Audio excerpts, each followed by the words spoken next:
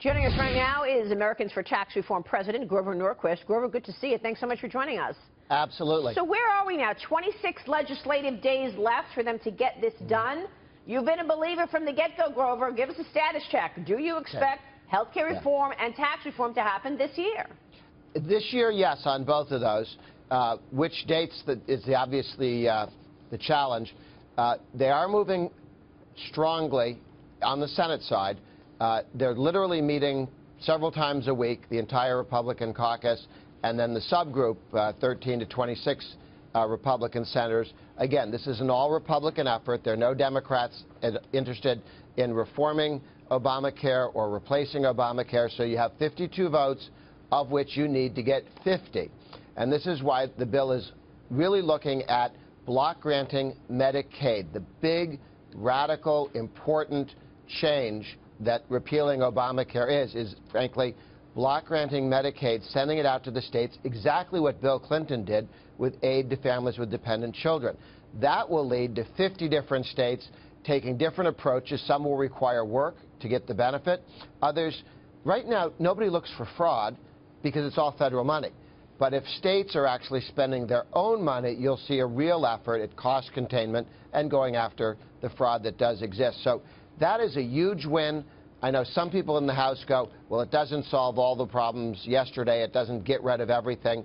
Under Senate rules, you can't. Under the rules on reconciliation, you can't do everything you want. Yeah. We have several bites at this apple. Let's get the Medicaid portion now and get rid of all those mandates that force people who don't want to buy Obama's product to get out of that business. You don't have to take it all apart in one day, but you can begin the process that reforms it into non-existence. Yeah, it's a great point that you make. We've got a great panel, and I want to open it up because everybody has questions for you. But let me first get your reaction to Treasury Secretary Steven Mnuchin, who joined me yesterday and is still promising that they're getting tax reform done this year as well. Here's this. Listen to this, Grover. I have no higher priority than having tax reform done this year. I think, as I've talked about, we need to get back to sustained economic growth at 3% or higher. And to do that, we need to have tax reform, we need to have regulatory relief, and we need to have trade. And we're working every day. We're working with the House and the Senate. We're committed to get this done. There's a lot of work. There's 100 people in Treasury crunching numbers and focusing on this for us. And we're going to do everything we can possible to get it done this year.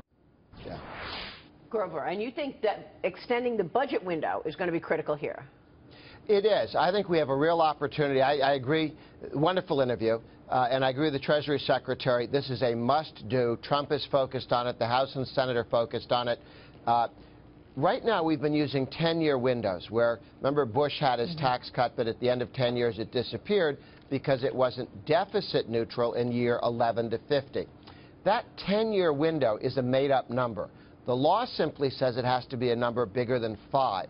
There are many numbers larger than 5. 10 is only one of them.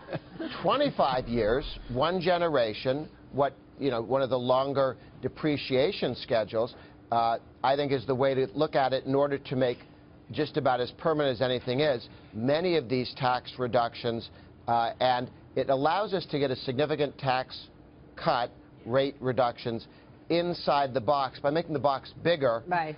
Clinton did it. We can do it. Here's James Freeman. Yeah, along those lines, it seems like there's some squeamishness among Republicans on the Hill to do that long window because they feel like it's going to acknowledge how the long-term finances of the U.S. are in trouble. It's not going to change any of our big entitlement commitments, but they think that's going to be a bad media day, I think, when the budget window comes out and it says there are deficits 20 years from now, 30 years from now. I think they need to get over that and focus on growth, but I'm wondering where you think they are in looking at this window option. Well, once they say, here's what you can do if you have a 10-year window, here's how long you can get the income taxes on businesses down to 20 or 15, and I really do think we need to go to 15 or 20, because remember, the average state corporate income tax is 4.8%. So when you say let's go to 20, you're really talking 25, and that's above the European average, which leaves you with all the problems you have today. So even 20 is not really as aggressive as you need to get to. Certainly, taking the federal corporate rate down to 15 or 20 will put tremendous pressure on those states with ridiculously high corporate rates, because they stick out like a sore thumb under those circumstances. But I believe that because this makes pro-growth policy easier to do, they'll look at the teeny little tax cut they can do in a 10-year window, the more aggressive tax cut in 20, and it'll get clearer to go to 25. Real quick, Grover, here's Bob Nardelli. Hey, Grover, real quick. Corporations were very excited when they heard 15% corporate tax rate. Now they're hearing 25. If it is 25, exactly to your point, it's kind of a yawn. What happens to corporate America and their optimism about reinvestment, capital expenditures, and growth? I think it'll be very bad for the markets. It will be very bad for the economy, and that's why I think we really will be looking at 15 or 20 instead. Great. There's just quickly a quick story in the Wall Street Journal that Kevin Brady is floating the idea still of the border adjustment tax. Now he's talking about a 5-year phase-in, but they won't let it go. Ryan and Brady are fixated on this, Grover, and there is not a consensus in the House among Republicans. People hate this.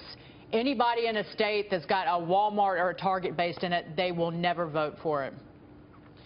There are a number of senators from Walmart, and I think that makes it a more difficult sell.